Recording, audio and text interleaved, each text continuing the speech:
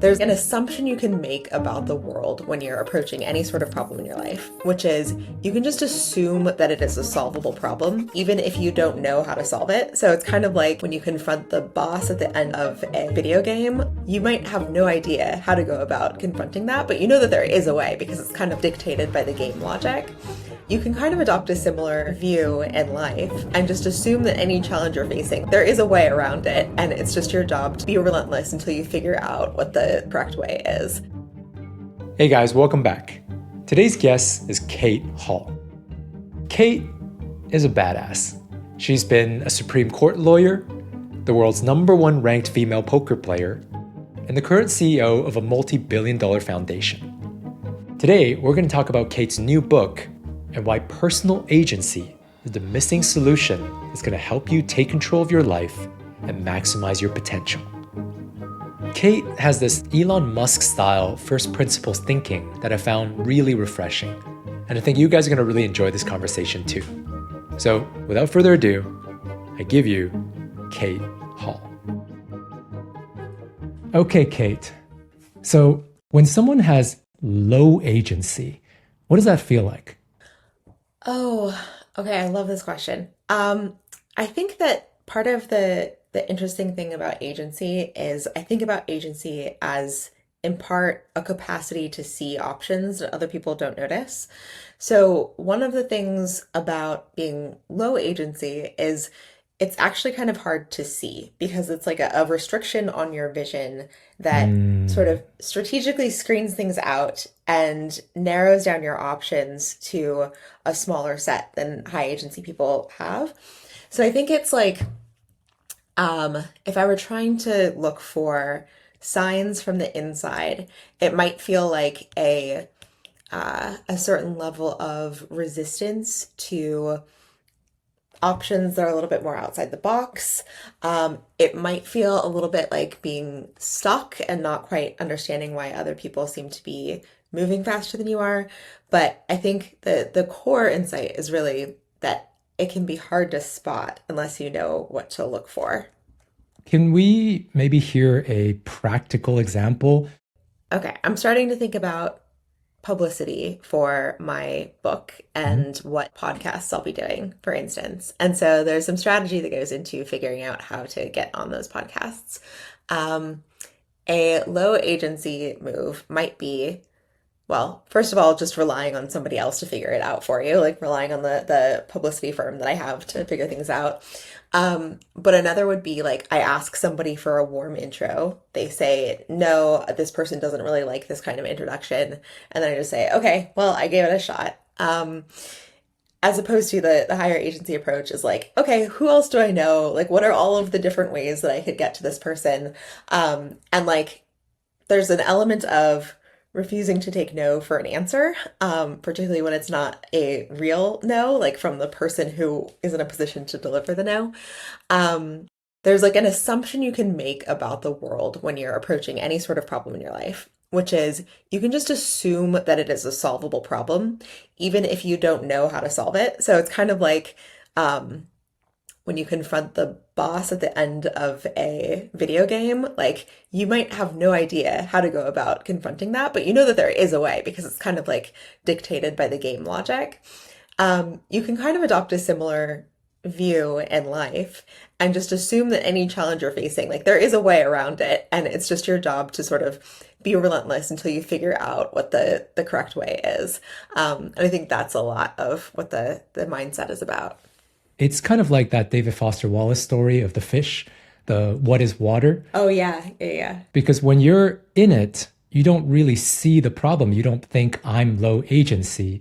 But then once a person understands the concept, then they just intuitively get it. So before we even get to how do we develop agency, how do you first of all make someone aware that there even is this problem? It's interesting. So I think like part of what I'm trying to do with my book is one, call attention to the fact that this is a thing, and then provide practical advice for how to actually expand your agency. I think that there is this in the popular imagination, agency is almost a fixed trait, sort of like intelligence or height or something like that. Um, uh, and I think that that is one, inaccurate, but two, it comes up because there aren't really obvious, reliable ways that we've developed so far of increasing your agency. Part of this is just like awareness. So beyond deliberate agency cultivation, which I think about as like the realm of the book, I've noticed that there are a few different like scenarios that increase people's agency, but whether you end up in one of those scenarios is almost like a form of luck into itself. So, psychedelics do this for a lot of people. That was like my first introduction to agency. That was how I came to notice that I didn't like the life that I was living as a 31-year-old lawyer in Washington, D.C. And I know that a lot of people sort of initially step out of their own lives through the tool of psychedelics. Um, Desperation is another one that I talk about because that's like when your life just becomes totally unbearable, you sort of discover this new creativity in yourself for getting out of it, just because continuing on the path that you're on is just like you just cannot do it. And I think that a lot of recovering addicts find themselves in that position. And then the other way that it happens to people by accident is uh, you just happen to run into, work with, whatever, people who are higher agency than you are. And I definitely had this experience when I co-founded a pandemic medicine startup with a couple of other people who were just like, they were 10 to 15 years younger than me. They were so much higher agency than I was. And I probably would have said that I was like a high agency person just because I was a successful person. But they just had this relentlessness when it came to their approach to life and work that opened my eyes to the fact that there are other ways to live besides the sort of path that I was on. So I think that psychedelics, desperation, accidental exposure to people in the world. Those are like the ways that people tend to stumble on awareness that this is a dimension that exists and something that they can build. Yeah, it's interesting. When you talk about desperation, it makes me think about the relationship coach Matthew Hussey. He has this beautiful line where he says, I feel sorry for the people who have never been punched in the face by life. And that hit me so hard because, I have a lot of friends who are living kind of okay lives. It's either they just never hit a rock bottom. Their life was always kind of smooth sailing. It's not kind of that peak potential, peak happiness, peak fulfillment. It's just kind of okay. Or they anesthetize themselves with drugs, alcohol, sex, whatever it may be. And they never quite get to that rock bottom where, it's funny when people say like, oh, you're so brave to do this, or you're so brave to go to AA or whatever. But it's really just like you're drowning and you have no choice, Yeah. but if you reframe that, it's a incredible stroke of luck because it shows you all the problems in your life and you're forced to address it. Yeah. I totally agree with that. And um I think there's some part of me that always resists that framing or is always suspicious of it. The like everything good in life comes from overcoming adversity because it feels like the kind of conclusion that should be cope from people who have endured difficult things. But Mm, it's really hard to find counterexamples, and I've really tried. Like I do know a few people who seem to be like genuinely happy, well-rounded people who've had lives without significant difficulty. But when I look around at the people that I most admire, who are doing the things that I think are the coolest in the world, for the most part, they are people who have experienced some real hardship of one kind or another themselves. And it seems like that process of overcoming that tends to unlock a lot in people. So I think it's real. have you developed a kind of systematic way to develop agency? Yeah. Um, And that's like a lot of what my book, which I'll keep just mentioning, is coming out in July. It's meant as like a practical guide to how to develop agency. But okay, you can think about it in categories. So my personal definition of agency is the capacity to both see and act on degrees of freedom that other people overlook. So you can kind of break that down into the seeing aspects and then the acting aspects. And I think there are a bunch of things that you can do to see yourself and your role in the world more clearly, like ways of getting better feedback from the world about the type of person that you actually are, ways of noticing the things that you might have an incentive not to notice and therefore address. That's the seeing part. And then there's the acting part, which is like a lot of that is strategies for noticing the barriers grounded in embarrassment or identity that prevent people from taking action. A lot of it is like not wanting to look stupid, and that's like a big focus of the book. So it's like learning to spot when you're being held back from acting on the things that you know you should do by one of these limiting factors and then addressing that. And then beyond that, I think there's some like just straightforwardly tactical stuff that you can layer on top of that. But that's sort of like the core of the skill set, I think. It sounds like a lot of it is an avoidance of negative emotions, embarrassment, failure, disappointment. There's this thing that I've been noticing, and I'd love to get your take on. It's a really problematic trend that I've been seeing a lot, where on the one hand, as we've discussed, low agency sucks. Living with low agency is one of just the worst ways to live because it's so hopeless, it's so powerless, and you kind of just, life happens to you. You don't really have a role in it. Whereas high agency, whatever life throws at me, I'm going to figure it out, right? Essentially, that's the core feeling. And it's one of the happiest ways to live. And yet, low agency beliefs are more popular than ever, especially on social media. So I have a theory as to why.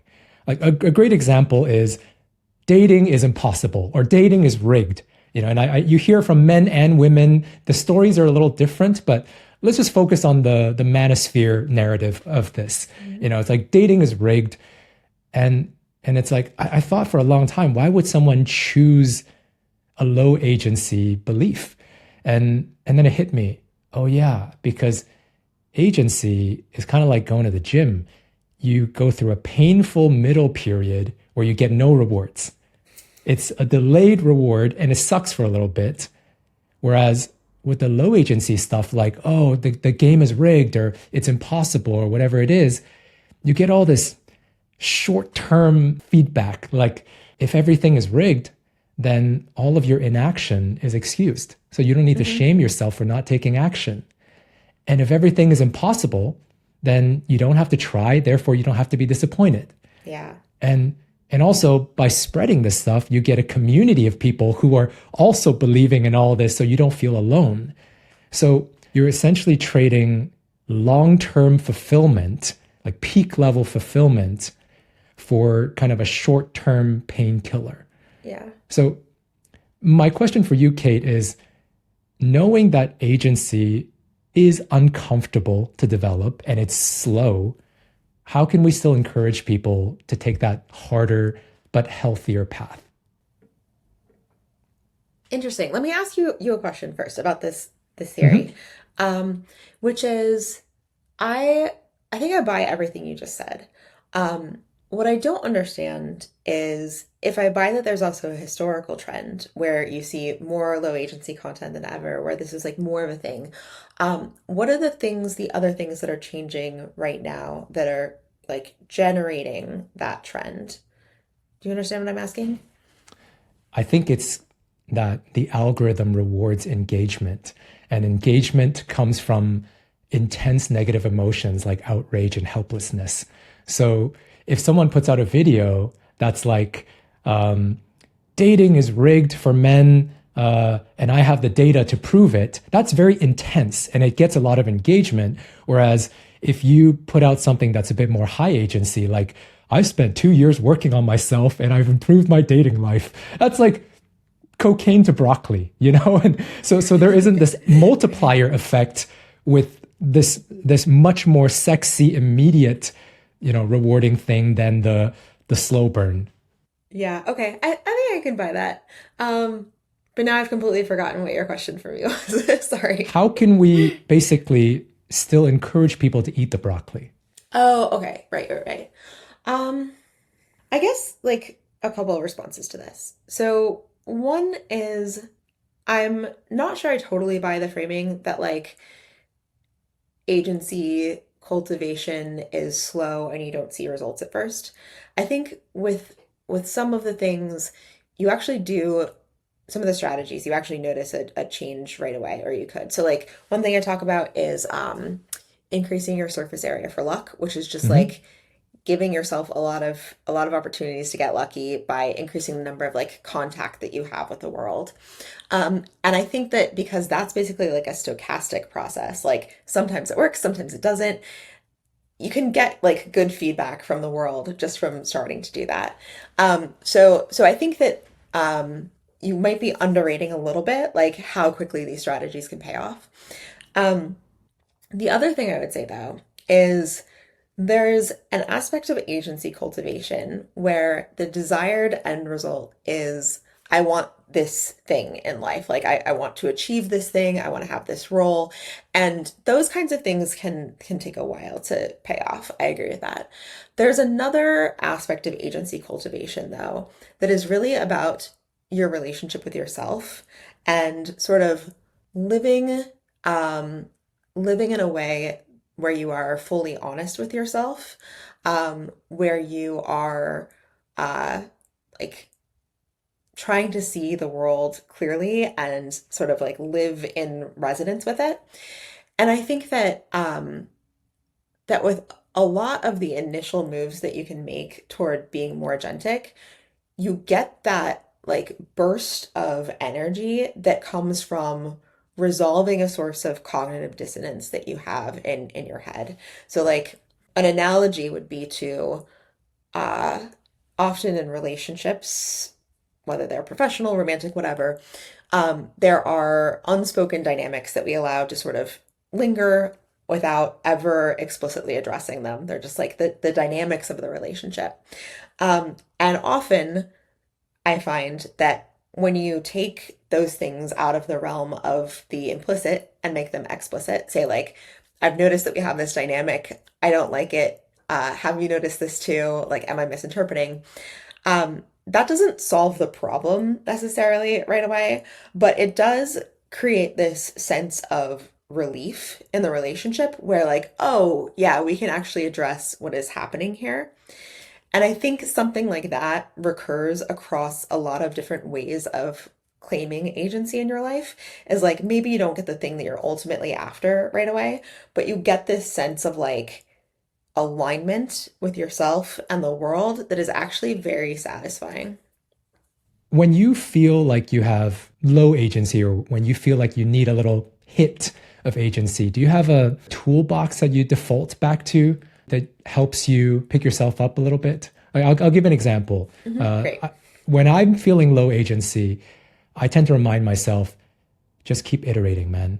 If you keep iterating, you're going to find a solution. It's the not 10,000 hours, but 10,000 iterations. And do you have like a toolbox for situations like this? I suspect that this varies a lot person by person. And so, um, the kind of trap that I can fall into is privileging a bunch of effort over the types of things that might actually get results because it feels better for me to exert effort. So, like, I think a lot of what moves the needle in life, like, I'm on sabbatical right now. It's hard for me to just sit on my hands and not be like trying a bunch of stuff. But I think that actually, in order to figure out what the next good thing for me to do is, I need to just like sit and let things percolate. And that's something that is a good strategy for somebody with my particular type of temperament that might be like ruinous for somebody with my husband's type of temperament, where he's just gonna like go insane if he tries to do that. So I think it is like very, very individual. I have found at this stage of my life that just like uh, talking to people about the types of stuckness that I'm experiencing is generally like a good way to get things out of my head and enter into a Mm. productive conversation about them. Um, yeah, so no big tricks. I guess the closest thing I have to a trick is on days when I'm feeling really kind of shit about the way that my life is in terms of like why am I not doing anything? Why am I not getting anything done? Um, I go to my to-do list and I just start going through like the most annoying things that I've been putting off for a long time and just doing them anyway. And Mm. within a few hours of starting to do that, I almost always feel significantly better. I think there's something where there's like this residue of obligation that is building up in my brain over time. And as aversive as it is to try to address that, just doing it anyway is unfortunately quite helpful. Yeah, the agency thing, it seems like it's very transferable across different areas where I find that when I'm feeling a little stuck and I solve a problem in some more manageable area of my life, then it gives me a, oh yeah, I can figure this out. I can figure out that other thing too. And it builds a sort of momentum. Interesting. I am glad to hear that's the case for you. I have heard you mention that some people are agentic in some areas, but not others, right? So is that what you're Yeah, yeah, thinking of? yeah. I think that that's kind of the norm is we're selectively agentic. Um, and has honestly been a source of like conflict in my relationship with my husband at points because when it comes to professional stuff, I am so agentic. Like I will, if I have a problem, I will just throw myself at it until I figure out how to overcome it. Even if that requires like a tremendous amount of effort doing things that are uncomfortable to me. When it comes to like uh the emotional components of romantic relationships, that is my area of selective non-agency for sure. And so my husband will see the way that I interact with work stuff and he's like, "Why are you not bringing the same energy to this problem that we're having in our relationship?" And I'm like, I don't know. I should probably be doing that. That makes a lot of sense.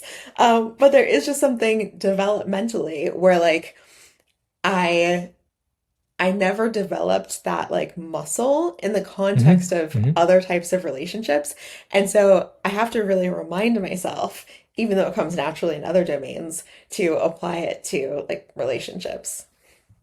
Well, first of all, I think once you become aware of the concept of agency, then agency does become more transferable than before because it's like, Hmm. oh, okay, I'm working on my agency. But I think the muscle thing is spot on. I like to think about it as action leading to evidence leading to the feeling, not feeling to action. Because Yeah. usually we're waiting for a feeling to do something, but you'll see people in certain kind of problematic patterns in their life where they keep doing this unhealthy thing because they're waiting for a feeling before they do something different. But Hmm.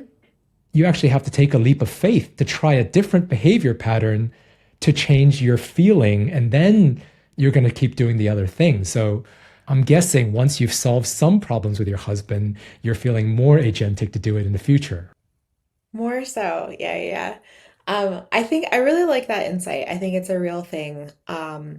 Where one way that a lot of people get stuck with self-development or whatever you want to call it, is they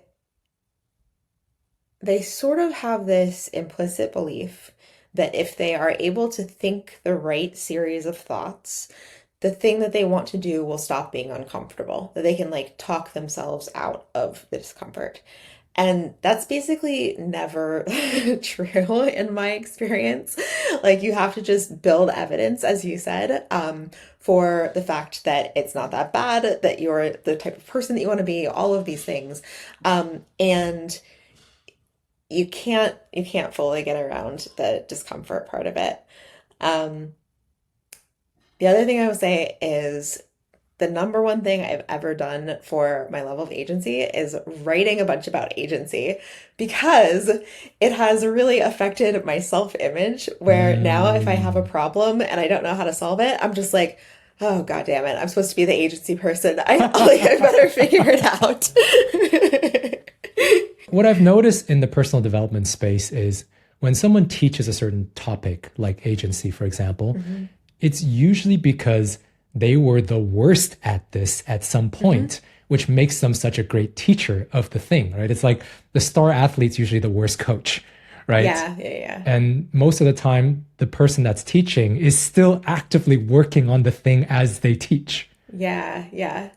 I like that. That's actually, it had never occurred to me before that it is true that like the star, like I've thought about that in maybe other domains. Like don't ask people for advice who are just naturally good at the thing that you want to get better at. But I have wondered like, why did Steve Kerr, out of all the Arizona basketball players, become a successful coach? And it's like, oh, because Steve Kerr is not actually a naturally talented athlete. He actually had to work really, really hard for it. So that just helped me like put a bow around some observations I've had. Yeah, I mean, I talk a lot about emotional mastery and self-awareness, and it's because a couple years ago I was the worst at this. And it wasn't until a life punched me in the mouth moment where I started developing this and I thought, okay, the best teacher tends to be the one who's 2 steps ahead of you, not 20 steps ahead of you. Hmm. Hmm. Who are the good teachers for that kind of stuff that you found? Oh, Alain de Botton from the School of Life is one of the best. Mark Manson does a good job of taking something very highbrow and using a very accessible language and a bunch of fucks and drunk stories to Hmm. talk about it. Matthew Hussey, I think he's one of the few people in the relationship space who is not a grifter. I'll just say it like that, where he's actually offering real value. And I'm excited to talk to you today because so often in the sort of podcast guest circuit, you just have a lot of very people that are very gifted at harvesting and hijacking attention, but don't really have Hmm. much in terms of insights. Mm. I read your work and I thought, okay, she's the real deal. Let's have a chat. Oh, thank you. I'm happy to hear that. It could have gone either way. You have that profile that made me a little bit skeptical because a lot of the big podcasts would bring on someone who has these sort of drastic career changes. Hmm. And I thought, uh-oh, is this another one of these like spies or monks or whatever that's just going to say a bunch of Yeah, ESPN hot takes? yeah. And I read your work and I thought, no, definitely not. I appreciate that. Yeah, I worry is maybe overstating it. But when I like look at the Amazon copy for my book and I see the way that I'm described, I'm like, I bet she's obnoxious. Yeah, and then I saw your photo of that's probably a long time ago, but when you were playing poker and you just looked really serious, and I thought, oh, she's kind of mean. Yeah, She looked yeah, kind of mean. absolutely. And then I saw your recent podcast interviews, and okay, this is a very different person. One of the most exquisite joys in playing poker, from my perspective, was being able to get into the heads of opponents by just staring them down while I was looking for physical Mm, reads. you're one of And those. yes, I'm very much one of those. I love the feeling of in that specific circumstance, not in general, but in that specific circumstance, making people really uncomfortable. Because it also it causes them to behave in ways that generate more information. So you're kind of just like prodding them to give you more. And so there's a lot of photos of me playing poker where I'm just like, and that's kind of like what I was actually like at the table. I want to switch gears a little bit Okay. because I feel like one of the best ways to illustrate what agency is if we just talk about agentic people. So I want to play a little game. I love basketball as well. So basketball people, we love drafts. So I want us to do a little high agency draft. Oh, okay. Both real life people, like they could be famous, they could be just someone you know, and also some fictional characters, because I feel like oftentimes fiction can be more inspirational than real life examples. Okay. Okay. Since I'm such a gracious host, I'm going to let my guests have the first pick. Wow. Okay. Wait. Can you say a little bit more about what the assignment is? I'm just naming people who I think are high agency, basically. People who are high agency, and then what makes them agentic, and what are some strategies that they do. Okay, cool. Um, the most agentic person I can think of is probably Elon Musk, who powers through everything in the world without any concern whatsoever for how things have been done before him. I think of him as a good illustration of the fact that people who are highly agentic are not necessarily the best people in the world, but he is extremely high agency. So he has to come near the top of the draft, unfortunately. Elon, I have a good friend. She's very smart. She runs this biotech podcast, and she and I were talking about how the biggest failure of the modern environmentalist movement is that all the rhetoric is doom and gloom. Yeah. Everything is just about, oh, it's already past the point of no return. There's nothing we can do, and all we can do is slow down the eventual demise. And that doesn't inspire anybody. Yeah. If we want change, we need to inspire, we need to give hope, you know. And one thing about Elon that I respect a lot is that not only is he agentic, but he inspires agency. He makes things that look bleak. Instead of saying, let's slow down the eventual demise of our civilization, he says, let's be a star-faring civilization. Yeah. He made it cool and aspirational, you know, and instead of let's ride bicycles to slow down the judgment day, let's make some cool ass electric cars. If we want to really affect change, we need to think about aspiration and hope, and he does a great job of that. I agree. Okay, so you like my pick. That's good.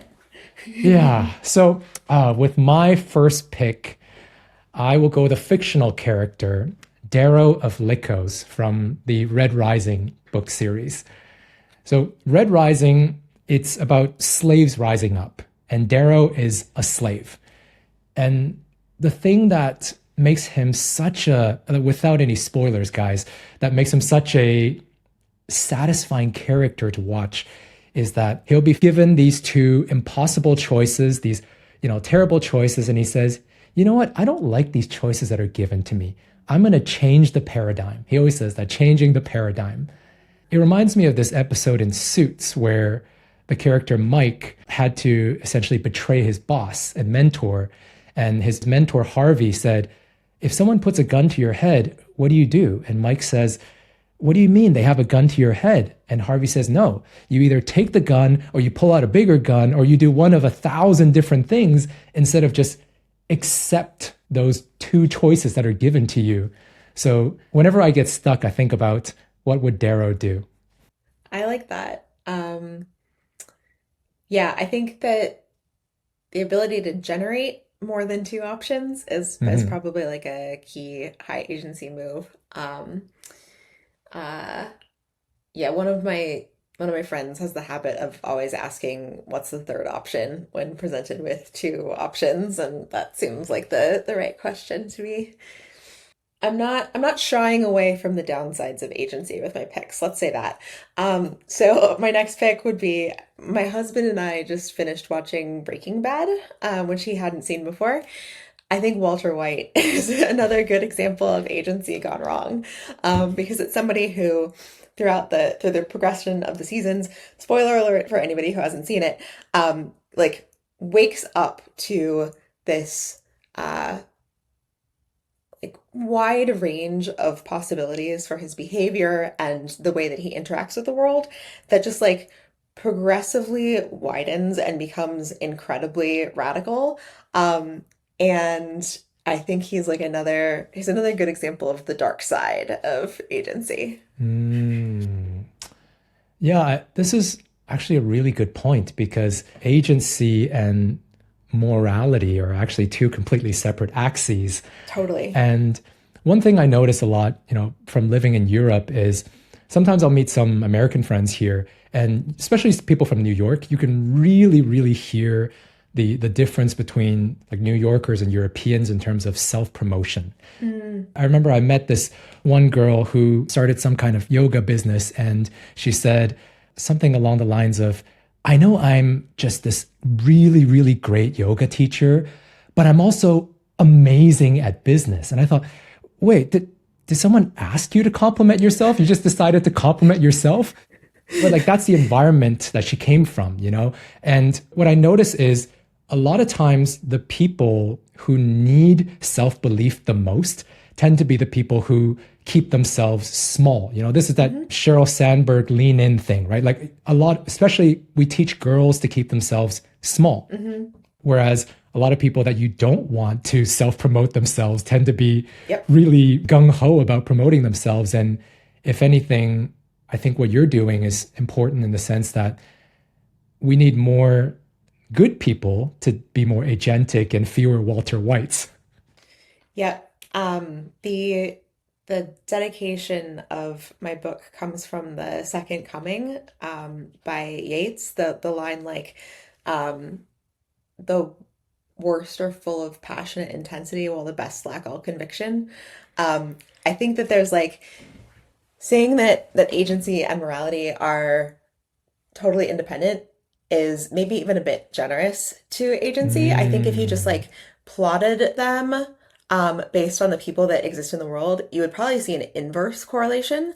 And the reason for that is um, there is an aspect of agency that is about ignoring rules and ignoring social scripts. And Mm. so the people who, for reasons having to do with their underlying psychology, don't care about other people, they tend to be naturally agentic. And so I think of like what I am doing, and part of my mission in life is to help people who are pro-social, who want good things for the world, to adopt the non-harmful version of agency in order to help the world. And hopefully that like counterbalances that negative correlation a bit. This reminds me so much of this one woman was talking about how she just meets a lot of guys, but they're not ambitious enough. But she wants someone who's ambitious and kind and compassionate.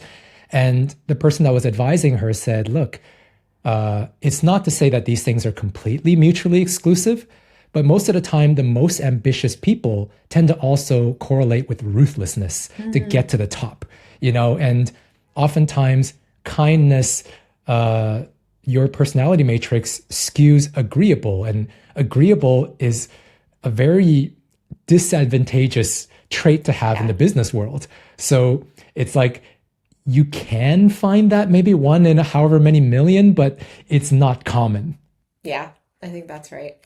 Let me make my last pick then. I will go with the sprinter, Chinese sprinter Su Bingtian. He is one of my heroes because the guy truly makes no excuses. He's 5'8" and has the prototypical Asian build, which is long torso, short legs. Whereas for sprints, the perfect build is the West African build. Usain Bolt, 6'4", long legs, short torso.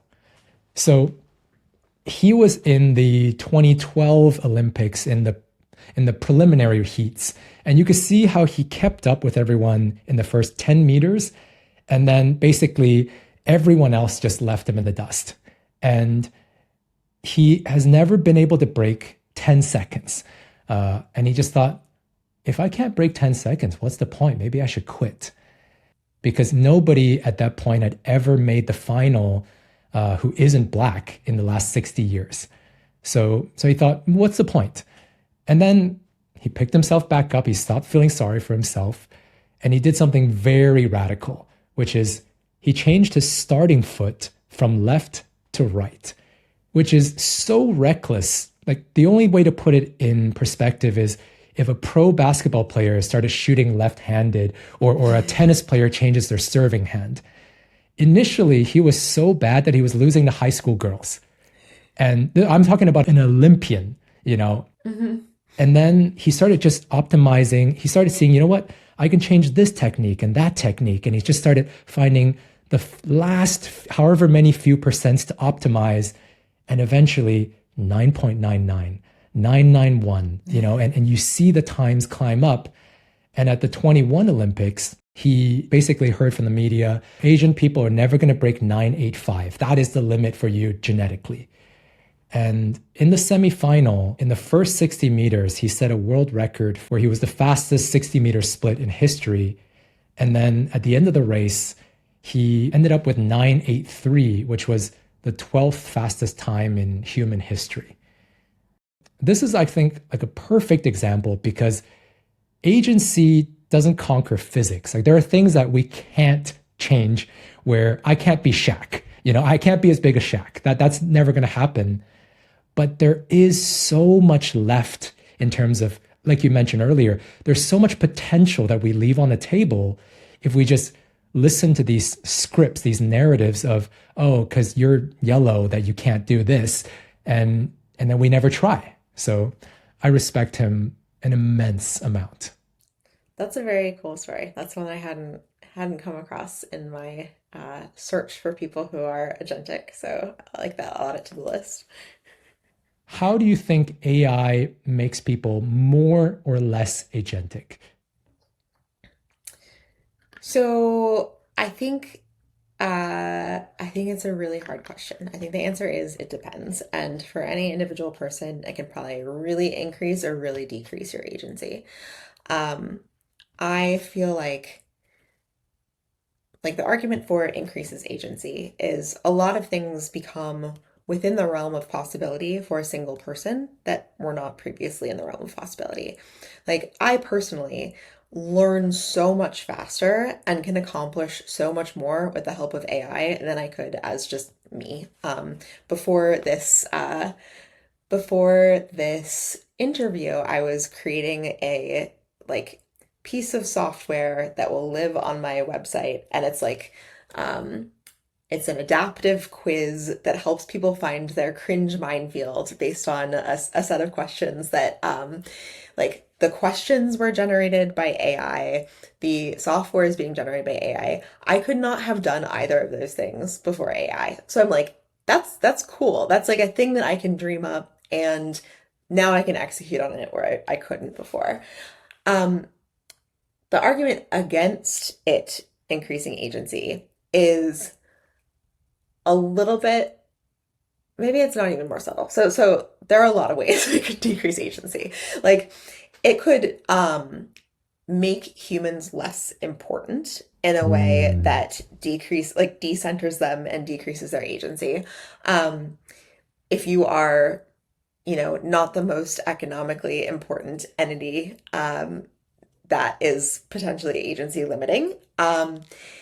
I think a lot of the applications of AI also threaten to undermine people's agency. So like you see that with recommendation engines in social media. I think you'll see a similar thing where it's like a lot of what AI does is it removes all of the friction in experience and sort of serves you what it thinks you want or should want. And the more of that like filtering, and roughness of experience that gets stripped away by AI, and the more steering it does behind the scenes that you don't even notice, I think the more agency is undermined. So I get really kind of anxious when it comes to the combination of AI and like persuasion technologies, social media, all of these ways that people have increasingly of interacting with AI. I like that you mentioned both, that it could be higher or lower, because what I noticed while you were talking, it kind of just hit me is, you know, so much of agency is just about reframing and how we frame situations, right? And all the most competent people that I've ever known are masters of reframing. And Yeah. you can choose to see it as a kind of nihilistic thing where, oh, we become irrelevant. There's no point of trying. Or, like you said in the beginning, it can be this incredible bicycle for your mind where now it's removed so much friction. I remember 10 years ago when the Amazon Alexa first came out, and I was setting up all this smart home stuff. And I had always been a little nervous about like just electric wiring and going into the wall and wiring stuff. But I just said, you know what, let's just look it up on YouTube. And I saw a guy do it, and I wired the smart switch, and it was, actually really easy. And that was just with YouTube. Now you can get Gemini to just point the camera at it, and it'll walk you through the steps one by one. So it's removed so much friction in terms of, if you ask enough questions, you will figure out anything. I think one way of framing this is it's unclear what AI will naturally do to agency and like which way that will go. But I think it is clear that agency is an important trait to have when it comes to responding to AI. Because it is, like you said, it's the ability to like reframe and live in uncertainty and shift shift your self-concept as the world around you changes. That I think those are like concepts in agency and key skills for figuring out how to navigate the wild world we are entering into. Where can people find you? Can you tell us a little bit about your Substack, your book? Yeah. So the book is called You Can Just Do Things. It comes out in July, though you can pre-order it now on Amazon. My Substack is called Useful Fictions, and you can find me at just Cate Hall, a lot of places, Kate with a C. I'm the only person by that name that I can find. So if you Google my name, you'll find all of the things. Guys, for you guys watching, the pre-orders for authors are super important for making the New York Times list. So go read Kate's Substack. If you like it, help a sister out. Thank you. I appreciate that. Well, Kate, thank you for taking the time. I had a lot of fun. I look forward to seeing whatever you do next. Cate Hall, everybody. Thanks.